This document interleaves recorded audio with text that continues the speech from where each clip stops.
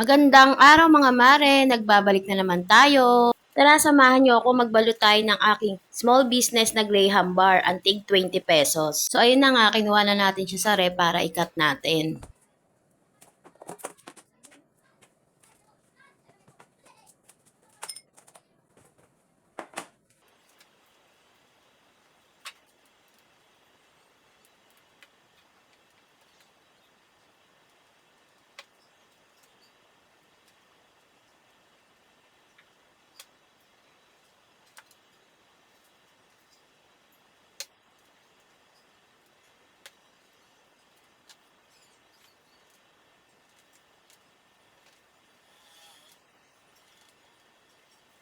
So, ayun nga mga mare, tapos na tayo mag-cut. Pupunasan naman natin ang lamesa. So, ayan, ganyang kalaki ang aking 20 pesos. Makapal na din siya. Mura na din kasi ang creme densada ngayon. At saka ang Graham crackers. So, kaya nagbenta na rin ako ng 20 pesos. Dati 25 yan. Kasi ang mahal ng creme densada. Talagang nagtaas siya at saka nagkakaubusan pa. Tsaka patok din yan sa mga kabataan ng 20 pesos kasi afford nila.